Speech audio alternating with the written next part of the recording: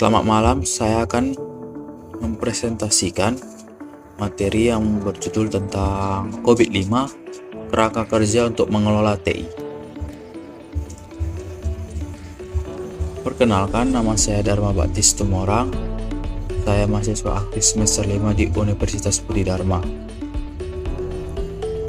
Kita masuk di bagian pertama. Di bagian pertama ini kita akan membahas tentang definisi COVID-5, tujuan COVID-5, dan penggunaan COVID-5 dalam segala bidang. Apa itu COVID-5?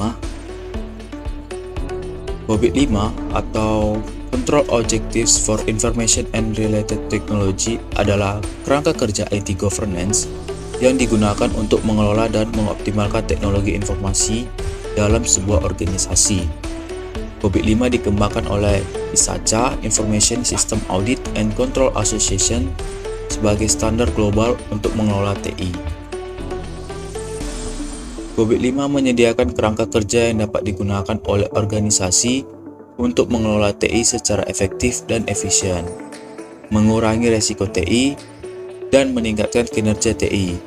COVID-5 juga memberikan panduan dan praktik-praktik dalam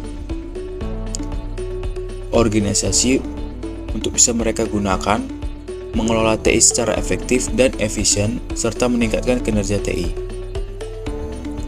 COVID-5 juga memberikan panduan untuk mengelola aspek-aspek lain dari TI seperti manajemen risiko, manajemen kinerja, dan manajemen insiden. COVID-5 memberikan panduan bagi organisasi untuk mengintegrasikan TI dengan bisnis dan untuk mengukur kinerja TI secara berkala. Apa tujuan COVID-5? COVID-5 adalah kerangka kerja yang digunakan untuk mengelola dan mengoptimalkan teknologi informasi dalam sebuah organisasi. Tujuan utama dari COVID-5 adalah 1. Menyediakan kerangka kerja yang dapat digunakan oleh organisasi untuk mengelola TI secara efektif dan efisien. 2. Mengurangi risiko TI dengan menyediakan prosedur dan praktik yang sesuai untuk mengelola risiko TI. 3. Meningkatkan kinerja TI dengan menyediakan prosedur dan praktik yang sesuai untuk mengukur kinerja TI. 4. Membantu organisasi untuk meningkatkan efektivitas dan efisiensi dalam mengelola TI.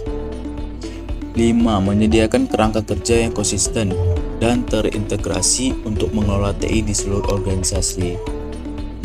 Membantu organisasi untuk memenuhi persyaratan regulasi dan standar industri dalam mengelola TI.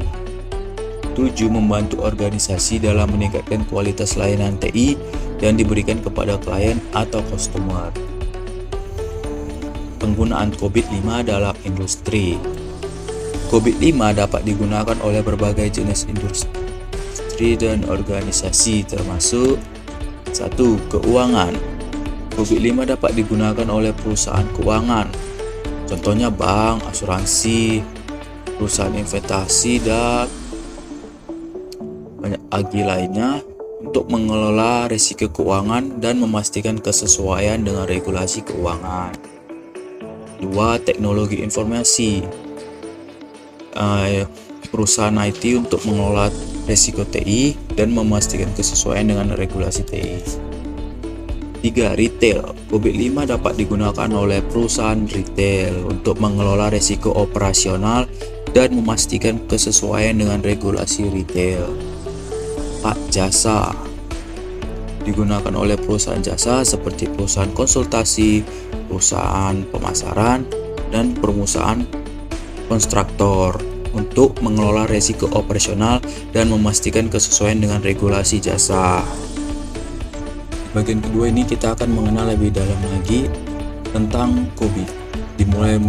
Kita akan mempelajari struktur COVID-5, domain pada COVID-5, proses utama COVID-5, serta prinsip COVID-5.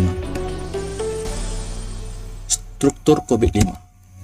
Struktur COVID mengacu pada bagaimana kerangka kerja COVID dikelola dan diimplementasikan dalam organisasi. Struktur COVID terdiri dari proses-proses yang digunakan untuk mengelola TI. 6 domain yang mencakup proses-proses tersebut dan proses pendukung yang digunakan untuk mendukung proses-proses utama. Struktur ini juga mencakup prinsip-prinsip dan praktik-praktik yang digunakan untuk mengelola TI dalam organisasi. Domain pada COVID-5. COVID-5 ada 6 domain, yaitu governance.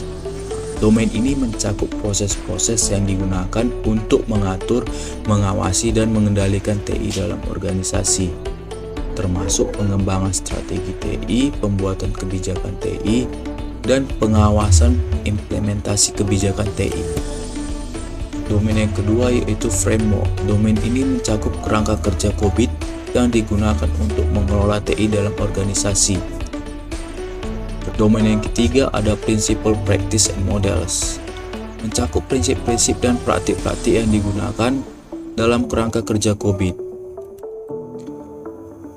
Domain yang keempat yaitu management guidelines. Mencakup panduan-panduan yang digunakan untuk mengelola TI dalam organisasi. Mencakup cara-cara untuk mengelola sumber daya TI, proyek TI, dan aset TI.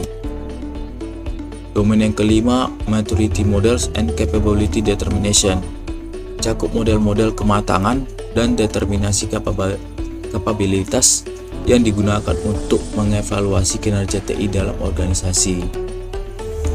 Domain yang keenam, supporting information. Mencakup informasi pendukung yang digunakan dalam rangka kerja COVID seperti referensi regulasi, standar, dan best practice. Proses utama pada COVID-5. COVID-5 mencakup 5 proses utama yaitu 1. Governance and management of enterprise IT.